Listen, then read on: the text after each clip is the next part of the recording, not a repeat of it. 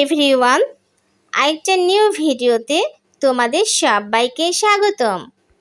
সকালে ঘুম থেকে উঠে ফ্রেশ হয়ে নাস্তা করে আব্বুর সাথে বের হয়ে গিয়েছিলাম রাজশাহী সাহেব বাজারে যাবার উদ্দেশ্যে।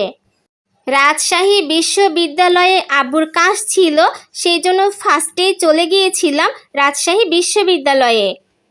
বিশ্ববিদ্যালয়ের কাজ শেষ করে বের হয়ে গেলাম মেন গেট দিয়ে। মেন গেটে এসে কিছুক্ষণ অপেক্ষা করলাম অটোর জন্য। অটো পেয়ে গেলাম, আব্বু আর আমি মিলে উঠে পড়লাম। ঈদের কেনাকাটা আমার অনেক আগেই হয়ে গিয়েছিল, ড্রেস, কসমেটিক্স এবং জুতা।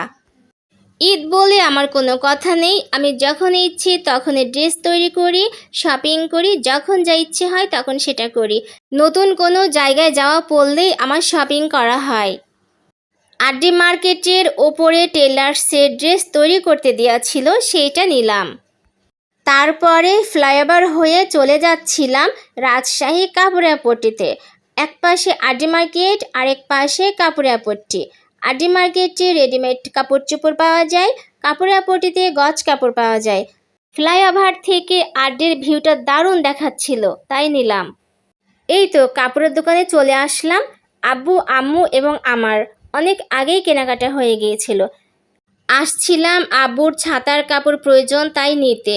ছাতার কাপড় বললে কি হবে, ছাতার কাপড়ের মূল্য নিয়েছিল 750 টাকা। এখান থেকে গজ কাপড় নিয়ে নিলাম। গজ কাপড়ের ড্রেস পরতে আমার অনেক ভালো লাগে, অনেক আরামদায়ক এবং আমি পরেও কমফোর্ট ফিল করি, সেই জন্য নেওয়া হয়। তারপরে রাজশাহী কলেজের সামনে যাচ্ছিলাম। রাজশাহী কলেজের সামনে সুন্দর সুন্দর ড্রেস, গজ কাপড় এগুলো বিক্রি হয়, সেগুলো দেখার জন্য। অবশ্য এখান থেকে আমার কখনো নেওয়া হয়নি, তারপরে মাঝে সাঝে দেখতে যাই। আমি তোমাদের লোকেশনটা বলতেছি, এই যে রাজশাহী কলেজ, তার সামনে পেয়ে যাবা। রাজশাহী সাহেব বাজারে, কাঁচা বাজারে আসছিলাম কচুর লতি এবং হলুদ নেওয়ার জন্য। কচুর লতি খুবই খেতে ইচ্ছে করতেছিল, আব্বুকে বলেছিলাম, আব্বু ভুলে গিয়েছিল, তাই আমি নিতে আসছি।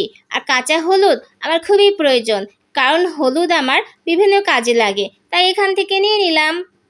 মিষ্টির দোকানে গিয়ে দুইটা মিষ্টি দেখাচ্ছিলাম, সাদা এবং কমলা। কমলা এবং সাদা মিষ্টি আমার অনেক পছন্দ, তাই দুইটা মিষ্টি নিয়ে নিলাম। কমলা কালারের মিষ্টিগুলাতে কমলার মতো ফ্লেভার আসে, এই জন্য আমার অনেক ভালো লাগে।